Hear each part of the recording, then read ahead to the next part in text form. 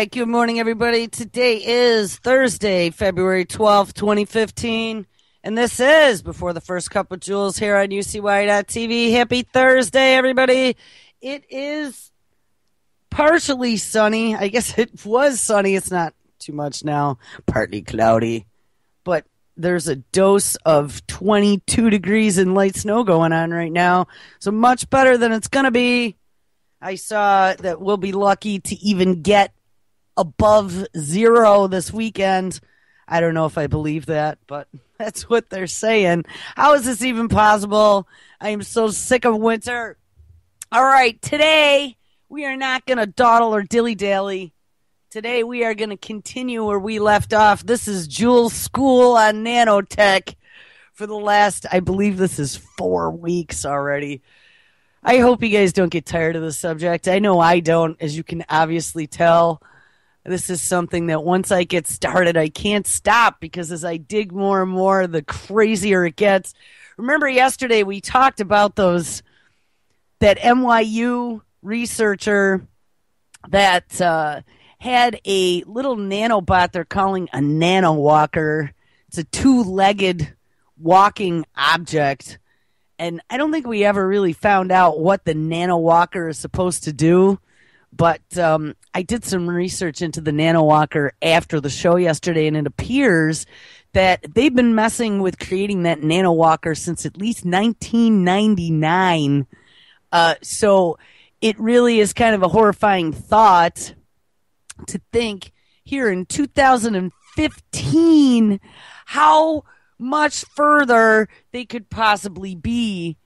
Many people, when you talk about this stuff to them, kind of roll their eyes back and go, you've just been watching too many science fiction movies. And, back maybe 30 or 40 years ago, that was true. I don't believe so anymore. I want to kick this off again with New World Order shill. I used to really, really enjoy him until he started talking about how awesome it's going to be merging man and machine, and we should just give up because they're going to be smarter than us anyway. But Michio Kaku, I literally, the day that I realized that he was selling the promise of everything that I am absolutely against, and that is killing biological life, becoming this next evolution of human, partially biologic, eventually no longer biologic and all synthetic. That's the key. Once you become fully synthetic, you're no longer bound by earthly limits for lifetimes, let's say, and hence the Immortality Project by all of these high-tech companies that are out there, and the rich, and that's where all the funding is coming from, them and DARPA and our National Institutes of Health, the Brain Project. Don't think that all of this, everything that I talk about here, is absolutely 100% connected. All right, let me see if this is going to give me a chance. And we are for lifetimes, let's say. Hold on. Now, I thought I double-checked, but this is going to suck if I somehow have something open that I can't find. And I got to tell you, I have lots and lots and lots of windows open. But you know what? I'm just going to have to kill chat just in case. All right, let's see. Let's see if we can do this again. Aha! All right, here we go. So this is Michio. This was from last year, talking about 2045, and that's also the Russian millionaire has his 2045 project, and maybe we'll look at him as well. He's another crazy going for immortality and putting his money behind it. Michio Kaku, 2014. By 2045, digital immortality may be a reality. He talks about a bunch of different technologies in this. This is from November 18th. Hold on, we have a commercial. La, la, la. All right, here we go. Skip. And here with us now is co-founder of the Stringfield Theory, professor of theoretical physics at the City College and City University of New York, Dr. Michio Kaku. He's the author of The Future of the Mind, the scientific quest to understand, enhance, and empower the mind. Doctor, it's great to have you here. It's amazing to think, and as we see in that film Her, and the question that Samantha, played by Scarlett Johansson, posing, is this real or programming? That type of scenario we're not that far off from, and that's what you explore with this book. Explain to us where we are in the understanding of the brain. Well, Hollywood gets it first, right? But remember the movie The Matrix, when you push a button and become a karate master? Or Total Recall with Arnold Schwarzenegger, where memories are simply put into mind? We're on the border now, the brink, the threshold of initiating all these wondrous things. Think about it. Telepathy, reading minds, telekinesis, moving objects with the mind, uploading memories, even photographing a dream. These are things that are being done in the laboratory today, not tomorrow. Well, when we look at movies like I, Robot or Eagle Eye, or these films that have such high-tech scenarios that are playing out, it seems as if the human experience is totally lost to then this technology that takes over control. So what is our fail-safe as we continue to explore, continue to learn? Is there a fail-safe to protect us from our own advances? Well, when you watch movies like I, Robot, you think that robots are going to take over and they're going to put us in zoos and throw peanuts at us as we dance behind bars. Right. No, that's many, many decades in the future. However, what is... Did you hear that? And the interviewer, there's a couple times when they cut back to his face and he has a really perplexed look on his face like, oh no, this couldn't maybe not be good. Happening now in the laboratory is that we're beginning to understand our own brain, not a robot brain, but our own brain.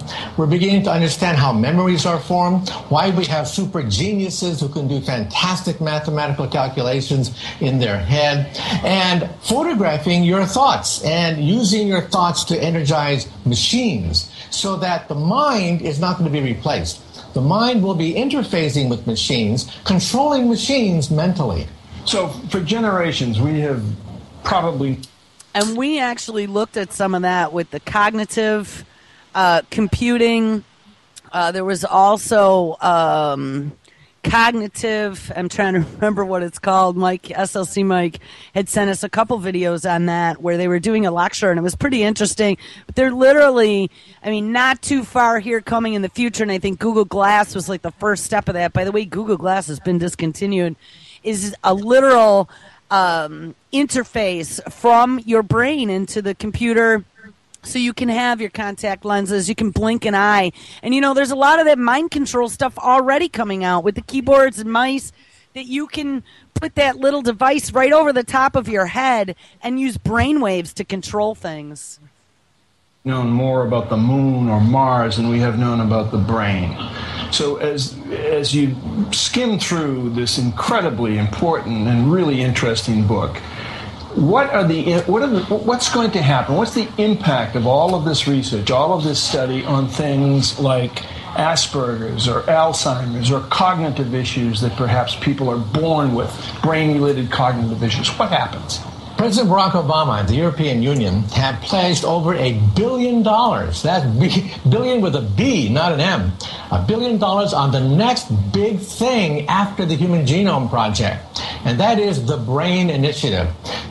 Okay, now I've been talking about this for a while, but tell me if that is not one of the scariest things you have ever heard. Obama pledged $1 billion taxpayer dollars to the Brain Project. And remember, all of this is connected. This is our next generation of an economy, this precision medicine. This is what it's all about. The Brain Project is just one piece. Nanotechnology is another piece, but they're all connected. It is taking over the biological organism to sequence and map the entire human brain. Think about it. We'll be able to understand what is schizophrenia, what is bipolar disorder, mental illness. That's going to be the short term. Even farther down the line is having a brain pacemaker for people with Alzheimer's disease. We are now understanding how memories are being formed, so why not create memories that are useful for people suffering from Alzheimer's? That's called the brain pacemaker. And the first memory was inserted into a mouse last year.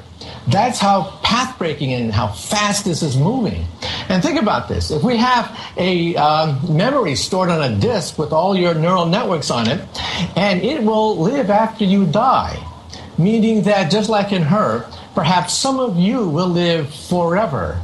Your memories, your personality, your goals, your dreams will live in a computer. And perhaps your great-great-great-great-great-grandkids will have a conversation with you long after you're dead. It's very interesting. Doctor, I want to send you down to Cokie Roberts, our panelist in D.C., with a question.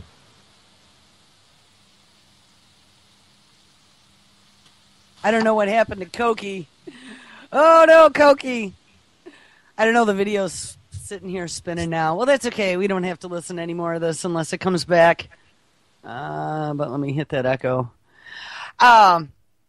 Anyway, so he's talking about, yes, being able to upload yourself, put all your memories. I mean, we looked at a whole bunch of that a few days ago. That's something that makes me think of quite a number of TV shows over the years where they had, heads or minds, brains in jars that you could access. Here's something that I wanted to talk about. This is the 2045 initiative. I mentioned this a few times. This is out of Live Science. The singularity is near. Mind uploading by 2045. This was pretty much what Michio was just talking about. By 2045, humans will achieve digital immortality by uploading their minds to computers, or at least that's what some futurists think. Now, listen to Michio. I mean, he says we're right on the money, man. We're getting there. And actually, if this once this loads, we'll play the rest of it, because that's kind of the stuff he talks about, are all the advances that they already have going now.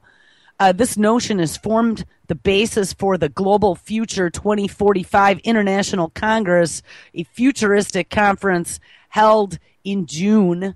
The conference, which is the brainchild of Russian millionaire Dmitry Itskov. Yes, he is the Russian millionaire that wants to live forever. And actually, if I remember, he came out in the very beginning, and it was almost like a competing idea to Ray Kurzweil, because Ray wants to upload himself to the computer. But when I was reading this Dimitri's original plan, he was literally talking about taking your brain and implanting it into a synthetic device, such as a robot. Now, I don't know. They've all merged together now as groups, so I don't know if maybe they convinced him that's not such a good idea or what the deal is. But anyway, any of it is horrifying to me. It says, the conference, which is the brainchild of Russian multimillionaire Dmitry Itskov, fell somewhere between hardcore science and science fiction. It featured a diverse cast of speakers from scientific luminaries, or whack jobs, Ray Kurzweil, Peter Diamandis, and Marvin Minsky, to swamis and other spiritual leaders. And remember, if you search Kurzweil, there's actually a lot that he speaks about with spirituality and the singularity. And, I was mentioning that my daughter asked me the other night if they can actually print bodies yet. And as a matter of fact, there was a story that just came out last night about that. But that's one of the concerns, and I even pointed that out to her. I mean, the thing is, and I mean, for many years I've postulated this. Even if they could create an entire Frankenstein body of organs and components, will you have consciousness without whatever makes us human? You know what I'm saying? I mean, who knows? Who knows? It'll be very interesting to see once they get to that point. I mean, is it going to be like Frankenstein where they take some high voltage electricity, they zap the heart and it's alive? Or is there something lacking that will prevent it from being alive? Is there some sort of quote unquote life force or energy that actually makes us alive, not just the elements that make up our body? So it's interesting that at this millionaire, billionaire, live forever immortality conference that they actually had swamis and spiritual leaders as well. Kurzweil, an inventor, futurist, and now director of engineering at Google, predicts that in 2045, technology will have surpassed human brain power to create a kind of super intelligence, an event known as the singularity. Other scientists have said that robots will overtake humans by 2100. There's another thing, too. After the show, I started to dig and I found some older stories that I had read that people have probably forgotten about. But also, Google is working on their synaptic computer that is using mimicking the human brain for thoughts. And who the hell knows what they're using it for? We'll maybe take a look at that. I want to definitely, though, dig into nanotech and food and nanotech and medicine. And but immortality has a lot to do with that. According to Moore's law, and that's the law I was trying to remember the other day, have brain dead before my coffee.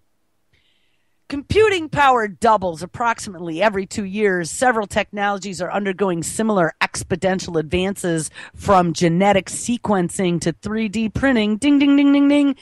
Kurzweil told conference attendees. He illustrated the point with a series of graphs showing an inexorable upward climb of various technologies. You know, I look at Kurzweil with fascination and amazement, the way I look at a gory, mangled car accident. You know, I find the man very intriguing, and his ideas and all of these futuristic visions he outlays. I mean, one thing that I've always been able to do in my life, which is why I was good at doing what I did for a living before I started doing this, was seeing the future. Okay, I have this ability to just see lots of timelines and pick the 2 or 3 that are probably most probable. It's why I did executive business. That's what I was good at, was coming up with future trends. But I'm telling you, people, everything that I see here in these future trends are like every dystopian nightmare I've ever had. And it's not just my crazy fantasy anymore. You know, I used to think about this stuff as a kid, too. I told you I was a sci-fi buff. You know, you'd watch these and go, oh, thank God that's not us. Well, it is now. And Kurzweil is like leading the pack. Kurzweil and Google and DARPA. Doo-doo. By 2045, based on conservative estimates of the amount of computation you'll need to functionally simulate a human brain, we'll be said to be able to expand the scope of our intelligence, quote, a billionfold, says Kurzweil. Itzkoff and other so-called transhumanists interpret this impending singularity as digital immortality. Specifically, they believe that in a few decades, humans will be able to upload their minds to a computer, transcending the need for a biological body. So it sounds to me like they convinced Itzkoff that it's probably better to upload your memories to the computer versus trying to insert a biological brain that'll eventually wear out and decay into a robot body. That is, in the very beginning, when I first read about Itzkoff, that's what he was talking about. And I remember reading that on the WTF show we used to have, because I was like, this cannot be real, but it is. But it looks like they convinced him otherwise, so phew. The idea sounds like sci-fi, and at least it is for now. The reality, however, is that neural engineering, and we looked at some of that yesterday as well, is making significant strides toward modeling the brain and developing technologies to restore and replace some of its biological functions. And if, where is it? Where did Michiu go? Aha. If Michiu plays now, I think he will. It looks like it's all loaded. That's what they're talking about next. Oh, hold on. Skype has issues. Here we go. All right. Doctor, those of us of a certain age want to know about this memory pill that you talk about in the book, and say that it could be sooner rather than later. How soon, please?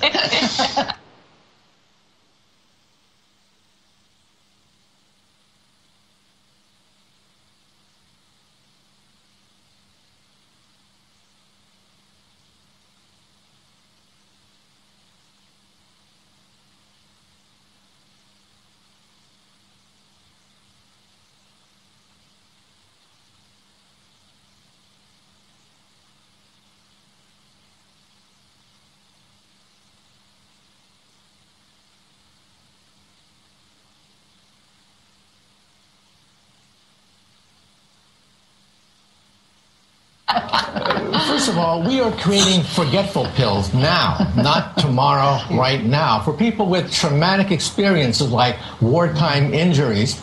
And we're beginning to understand now the memory process. For example, there are many instances where some people get hit on the left side of their head and become a super mathematical genius. This is something right out of the comic books, but it's well documented.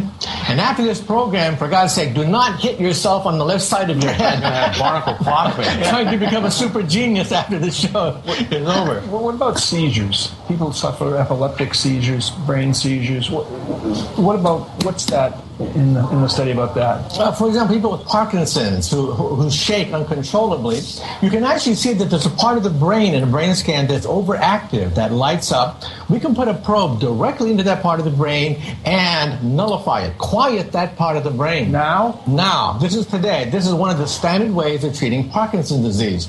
Also, people who are clinically depressed and have resisted psychotherapy and psychiatry and psychology, brain scans reveal that certain parts of the brain, again, are overactive. By putting tiny little needles into the brain painlessly, you can quiet that area. And I've seen videotapes where a person is suicidal one instant and the next instant, joy and tremendous vigor coming into that person's face. Now that's got to concern everyone. So they discovered if they insert tiny little needles into the left side of your brain, we could take someone who's clinically depressed, which, by the way, has now been included in DSM-5. Oh, I think there's many that have been included in DSM-5, but clinical depression, oppositional defiance disorder, all these different types of psychological disorders that are now in this manual. And remember, depression was also something that once they gave you SSRIs, and how many, 60, 70 million Americans are on some sort of mood-enhancing drug because of problems with depression? I mean, millions of little needles inserted into your brain is going to be our future? I don't think so. Thank you very much. Next thing, it's going to be the little nanobots inserting needles and stimulating your brain. Amazing what you can do, because we're now beginning to unravel the human thinking process. It's incredible advances ahead of us. Doctor, it's great to have you here. The book is called The Future of the Mind. You can read an excerpt on our site, mojo.msnbc.com. Dr. Every time I hear Michio, like I said, I used to be a big fan of his, and I see he just released a brand new video. We might have to hit this later, titled Michio Kaku 2015, The Future of Nanotechnology. You know, the scary thing is that Michio sees it. I mean, he works at the City University of New York. He's pretty close to a lot of the research on the East Coast, MIT, Harvard, NYU.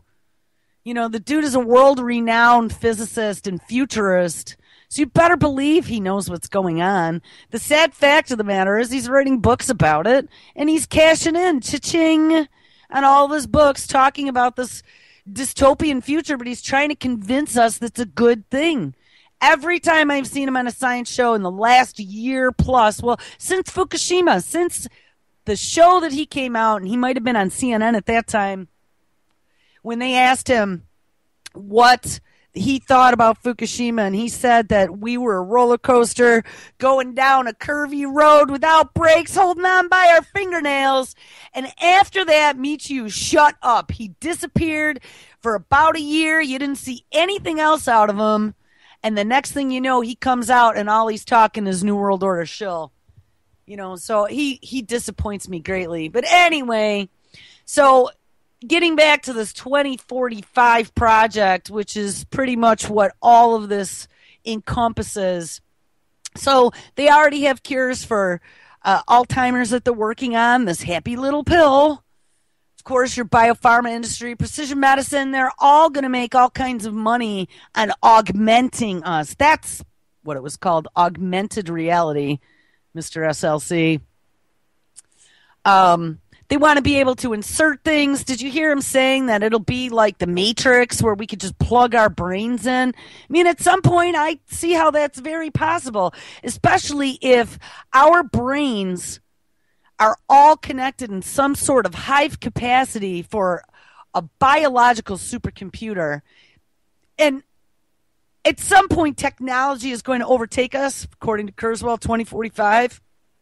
But the thing is that a computer brain is blank. It's like a blank hard drive. And we have lifetimes worth of memories, experiences, emotions, interactions between all of us. There's such a massive store of information that it's going to take that long for them to catch up, I think.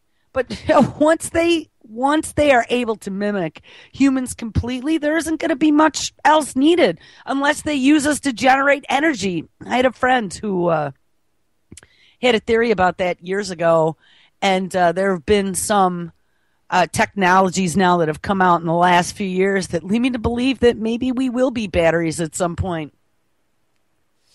All right, let's continue a little bit more. This story on 2045, talking about transhumanism. The next section is brain prostheses. Substantial achievements have been made in the field of brain-computer interfaces, or also called BCIs. And remember, DARPA was working on a lot of this to save our poor injured soldiers. And that's where a lot of this research is happening now. And please, for not even one moment, don't believe that this is for the good of us, okay? Because it's not. It's not to help save our injured veterans. Our injured veterans and us coming here very shortly. I mean, it's already happening, but more so in the future, we are all becoming full-out guinea pigs, and we will be willful guinea pigs when they promise us a cure for cancer and immortality. This brain-computer interface, first one is the cochlear implant, in which the brain's cochlear nerve is electronically stimulated to restore a sense of sound to someone who's hard of hearing. This was the first true BCI. Many groups are now developing BCIs to restore motor skills following damage to nervous systems from a stroke or spinal cord injury. And you know what makes me so sick is that while they're working on this technology and they're offering it to people who are desperate and injured, what do you think their answer's going to be? And I mean, and if it were you, put yourself in those shoes. I mean, if it were you and you had no quality of life, would you risk your life to maybe fix some things, to be a pioneer, to be one of the first? You might. But it's disturbing to me that they're almost preying on these people. They're easy targets to further their agenda. Because in the end, like I said, this is not going to be for you and me. Okay? Look at our economy. Look at the healthcare system. Look at the concerns with precision healthcare.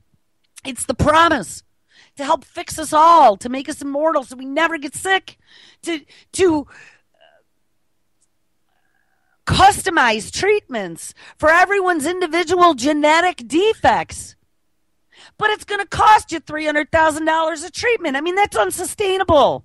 So unless you have bazillions of dollars, it's not for us. It's for when they go running off to Mars or to Europa. Did you see now they're sending a probe to Europa? Because they're pretty sure that's all water under the ice. Or to whatever new planet, exoplanet they found that they think will sustain life. I mean, that's where they're going. That's why DARPA, back many years already, has been messing around with suspended animation. And I mean, that's all documented. We looked at all that. You know, they've even used it on football players, where they cool the body temperature down. As soon as you get a spinal cord injury, they drop you into a bucket of ice. So it slows all your biological processes down. And they've actually managed to save a few people's cognitive abilities. That was that Gabby Giffords. They did that to her. I think it was a Buffalo Bill that they also tried that on, the injury that actually saved his spinal cord so he didn't end up a paraplegic. And they've been working on that stuff for a long time. And now with this brain project, and I mean, I can't even believe it's $1 billion taxpayer dollars. And remember, this isn't just the federal government. This is Corporations, biomedical, biopharma, universities, and tech corporations all over the world that are working on this together. The human brain is the last bastion of freedom, and Michio said they'll be able to take pictures of your thoughts. We saw something about a year ago where they already could read your dreams. Jose Carmina and Michael Marlbitz, and electrical engineers at the University of California, Berkeley, are working to develop state-of-the-art motor BCIs, brain-computer interfaces. These devices consist of pill-sized electrode arrays that record neural signals from the brain's motor areas, which are then decoded by a computer and used to control a computer cursor or a prosthetic limb. And we've seen some of those tests already. Of course, they're using them on veterans. Carmina and Marberts spoke of challenges of making a BCI that works stably over time and does not require being tethered to wires. Theodore Berger, a neural engineer at the University of Southern California in Los Angeles, is taking BCIs to a new level by developing a memory prosthesis. Oh, how nice. We'll be able to just plug in another flash card. Berger aims to replace part of the brain's hippocampus. Well, it's not going to be mine. I'm not stepping up for this one.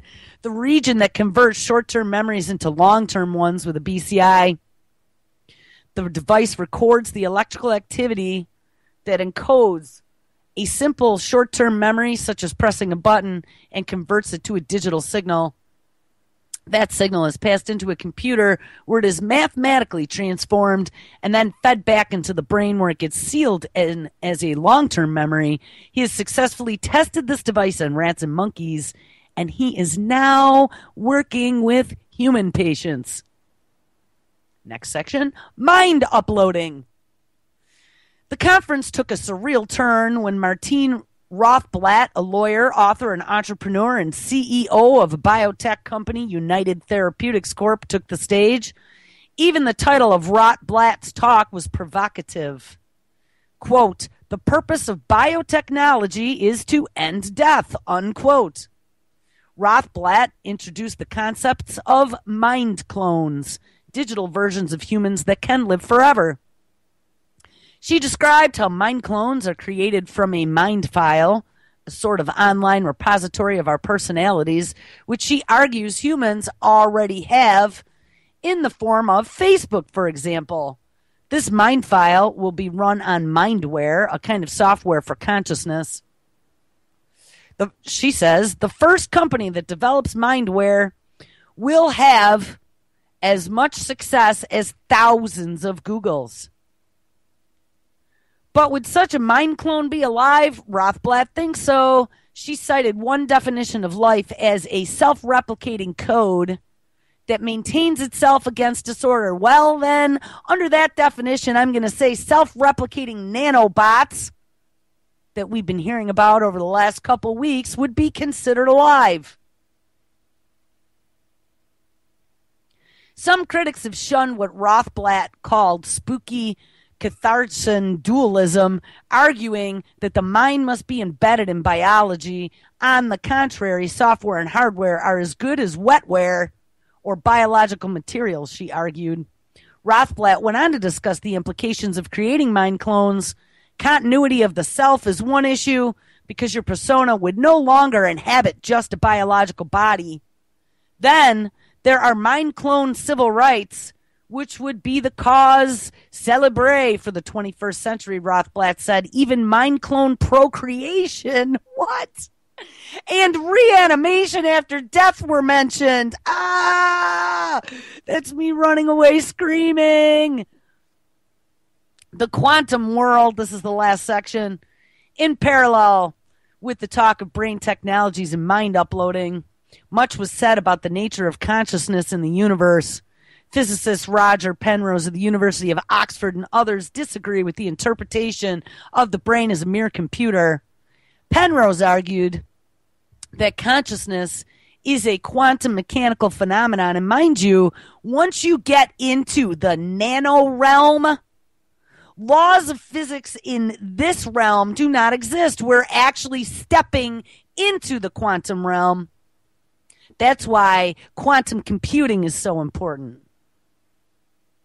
Penrose argued that consciousness is a quantum mechanical phenomenon arising from the fabric of the universe. Those of the Penrose school think uploading the brain would have to involve quantum computers. Hey, beep, beep, beep, beep. A development unlikely to happen by 2045. Well, glad they said that. They are working on it now, though. Don't think that they're not. Itzkoff thinks otherwise. The 32-year-old president of the Global Future 2045 conference is dead set on living forever. Do. Pretty frightening. According to Wikipedia, the 2045 Initiative is a nonprofit organization that develops a network and community of researchers in the field of life extension.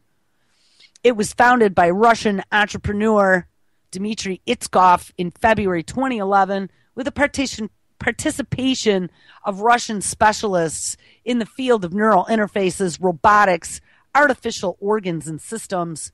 The main goal of 2045, as stated on its site, is to, quote, create technologies enabling the transfer of an individual's personality to a more advanced non-biological carrier and extending life, including to the point of immortality.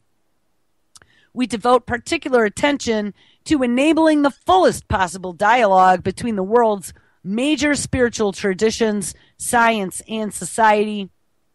Future prospects.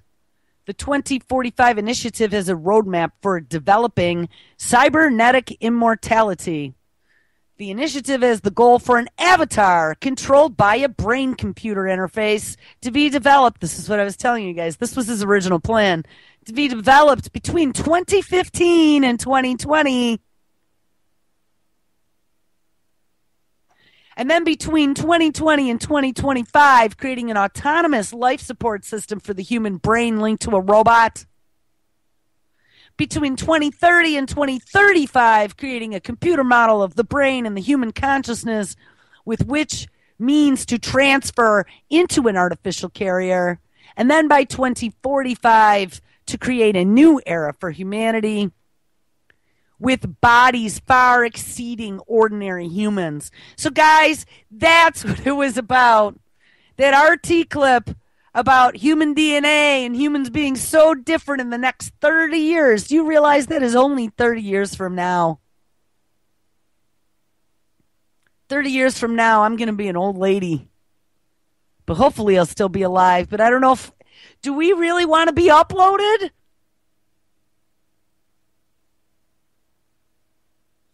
Then there's the Avatar Project. One of the featured life extension projects is to design an artificial humanoid body called an avatar and an advanced brain-computer interface system.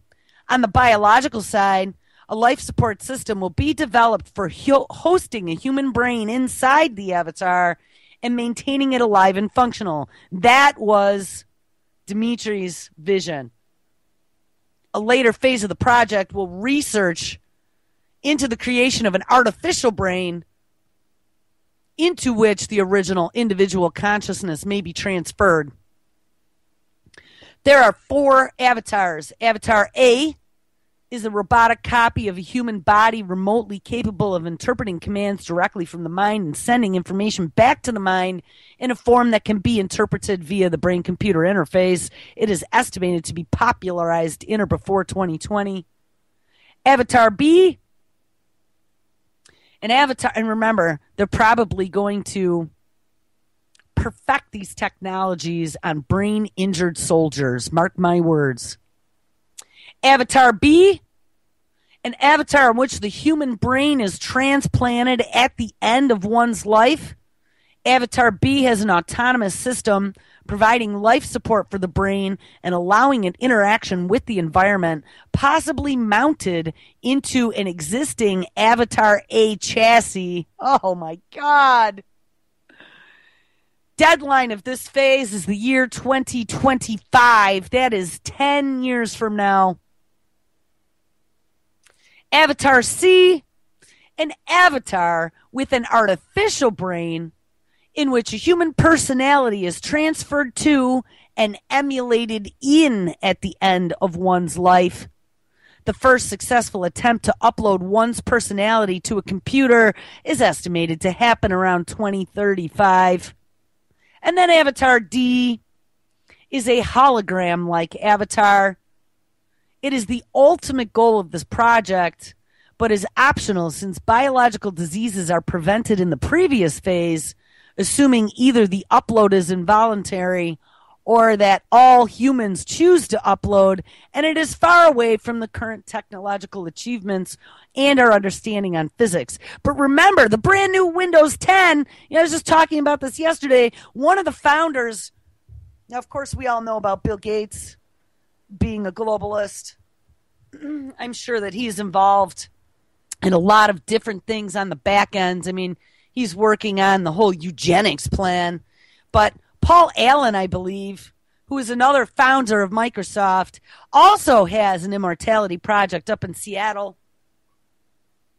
There's a lot of them, trust me. The hologram, though, I just saw in Windows 10, the coming new version, they've integrated holograms into the operating system. I don't know, probably maybe 6 months or so ago. There was also a video that Pigmine uploaded, and I know, say what you will about the Holocaust, but their example of being able to use artificial intelligence within holograms is that they had a Holocaust survivor that they had done all kinds of interviews with, asking him questions about his entire life and things that happened and whatever, and it was all saved to a computer with the man's image, with him talking, all in hologram. And the video, I'll have to see actually if I can find that maybe for tomorrow. The video had an entire classroom of children talking to this hologram, asking him, at least to me, I mean, it seemed to be unrehearsed questions that this hologram was answering on the fly about his life and what had happened. And I think they were going to be putting that into the Holocaust Museum. And again, like I said, whatever your beliefs are about the Holocaust, I'm not touching that with a 10-foot pole. All I'm saying is there are already some sort of betas out there that they're messing around with. All right. Let's hit my page quick because time is already getting short. We're going to have to figure something out here. I want to talk about this for 1 second, and then maybe we're going to hit Michio Kaku's 2015 interview about nanotech. This is getting back to about printing organs that my daughter had asked me about. And yes, as a matter of fact, a story just came out yesterday in a university publication titled Synthetic DNA Gel Points the Way to Printing Artificial Organs. A 2-part water-based gel made of synthetic DNA could bring the Harriet Watt inventors of a 3D bioprinter closer to being able to print organs for transplant or to replace animal testing. The Harriet Watt team, led by Professor Rory Duncan, head of the Institute's Biological Chemistry, Biophysics, and Bioengineering Department, and Will Shue, also of the IB3 at the University School of Engineering and Physical Sciences, faced 2 major challenges: finding a matrix or a scaffold to support the live cells in 3D, and being able to produce a consistent product which would not be rejected by transplant recipients. Now, I thought, maybe it's just me. They have been working on this for a long time. I know that they found a scaffold of some sort of biological sugar. Worked very well, and they were using stem cells, and originally the stem cells were fetal stem cells, but then they discovered that they could actually use your own skin cells, that then they could create stem cells, and those stem cells would then create whatever types of bodily cells they needed. And the best part about using your own skin cells is that they wouldn't be rejected because they were your own bodily cells.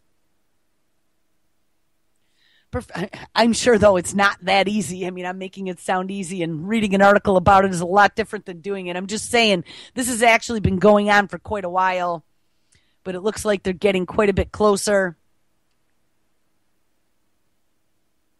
I'm not going to read this whole thing because it's kind of long, and I want to get to the rest of at least one or two more things that I wanted to touch on. The new gel, in combination with our delicate 3D printing system, which does not involve heat, UV, salt, or other harsh conditions to make the printed 3D object set, we have been able to demonstrate can produce a three-dimensional matrix containing highly viable live cells.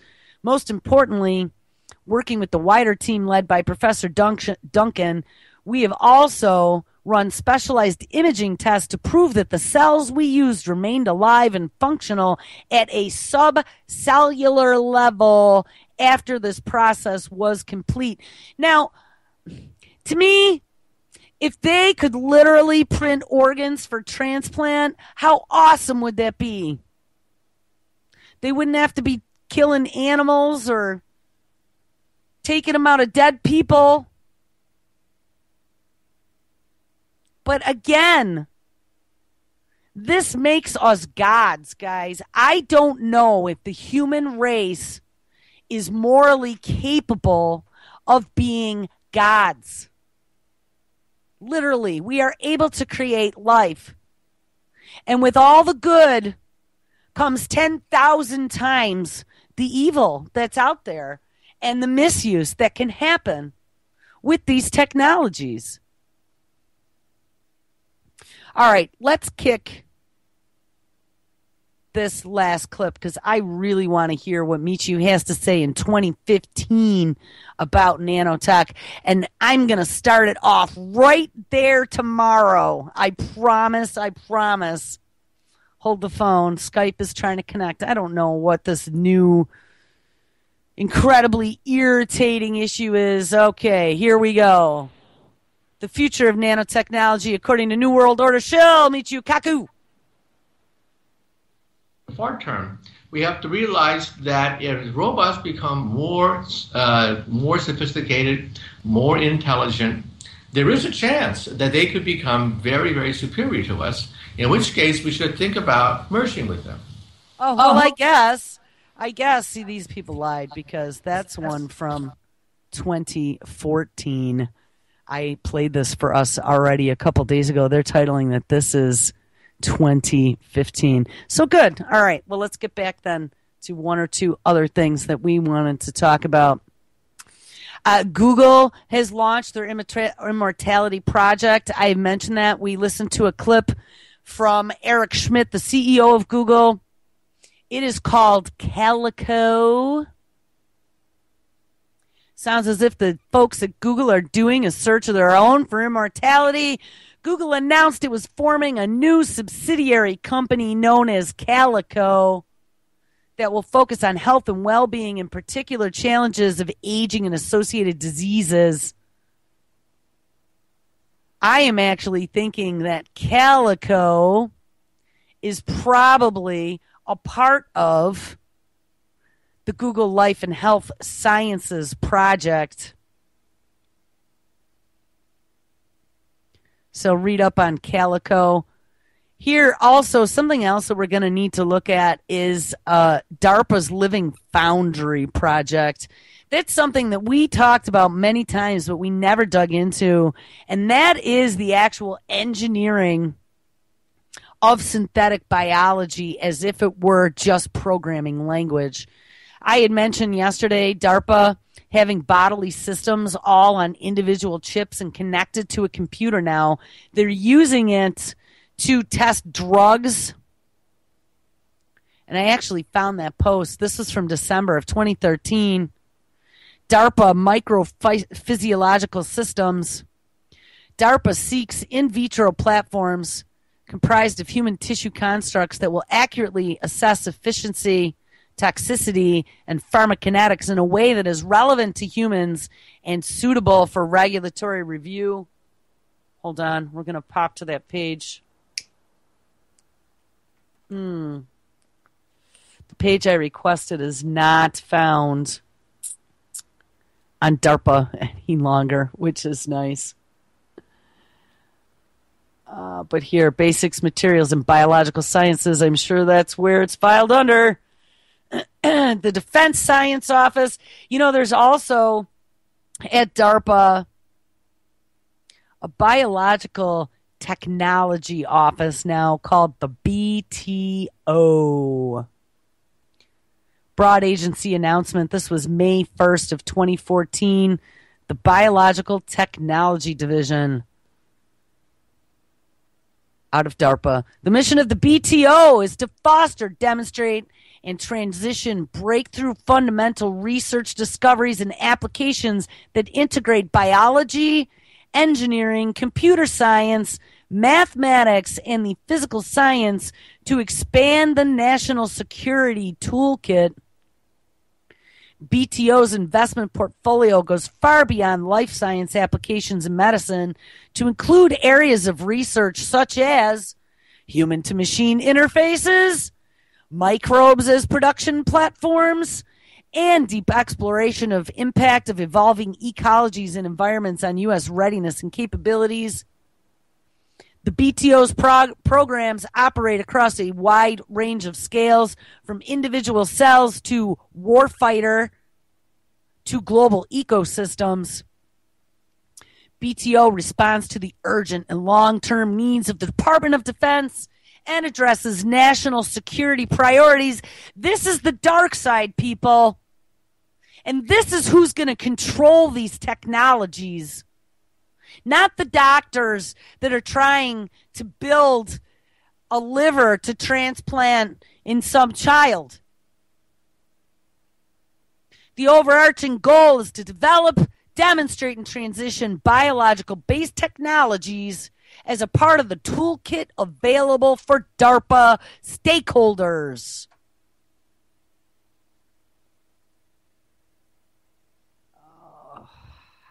When I read this stuff, I don't know even how we could fight this. One last thing, I dug into the Weiss Institute, the home of the robo-bees, the home of nano manufacturing, unmanned aerial micro vehicles, and let's talk about what they're doing over there. Their division under emerging science. Bioengineering transformed medicine in the last century by applying engineering principles and methods to solve biomedical problems. Now remember, robo-bees are going to be used to pollinate crops since all the bees are dying. I have lots of theories on why the bees are dying, but I'm sure it has something to do with RNAi technology. Tomorrow we're also going to look at some of the research of the genie being out of the bottle in nature and some of the major concerns to biological systems. They're also going to use robo-bees for surveillance. Specifically, it says that. And that's on Harvard's website. But engineering, biology, medicine, and physical sciences are currently undergoing a paradigm shift owing to the recent revolutionary advances in each of these fields. They are beginning to converge in unexpected ways. Developments in nanotechnology, genetics, and cell engineering now allows us to manipulate individual atoms, genes, molecules, and cells one at a time and to create artificial biological systems. At the same time, progress in material science, stem cell biology, and tissue engineering enables scientists to use synthetic materials, micro devices, and computational strategies to manipulate cell function, guide tissue formation, and control complex organ physiology. As a result, the boundary between living and non-living systems is beginning to break down. These developments have led to an emergence of the new field of, quote, biologically inspired engineering, unquote, which is the culmination of this unification of life sciences with engineering and physical sciences that is leading to an even deeper understanding of how life works.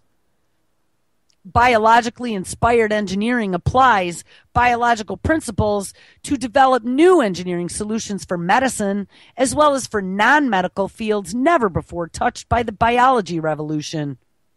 Insights into how living systems form and function using self-assembling nanomaterials, complex networks, nonlinear dynamic control, and self-organizing behaviors may lead to an entirely new engineering principle that will feed back to produce revolutionary changes in many fields of human endeavor. At Weiss, we focus on the following 3 core research areas that comprise this new emerging field of bio-inspired engineering. One is biological control. Biological control. Number 2, living materials. And number 3, synthetic biology. WYSS Institute. wyss.harvard.edu is their page. You can also plug in RoboBees and Harvard into Google, and you will find the project. A lot of their nature-inspired engineering of these new synthetic life forms are coming out of the Weiss Institute, and we should be paying very, very close attention to them. All right, guys. Well, we managed to whack out another hour, and I still didn't get to what I wanted to get to. That is starting first thing tomorrow. I am not going to get derailed. Okay, everybody have an awesome Thursday. It's already Thursday. One more day until Friday. Make sure you stick around. Kevin Blanche is live up next. We have Mr. Jack Blood simulcasting live at 3 p.m. Chuck Ocelli at the Ocelli Effect live at 6 p.m. Eastern. Hal Anthony's Behind the Woodshed from this week at 8. Double Cross Radio with Drew and Chuck at 10 p.m. and Anti-Media with S.M. Gibson and Diedrich Young at 11. All right, guys, everyone have a great Thursday. We will catch up with you tomorrow. Take care.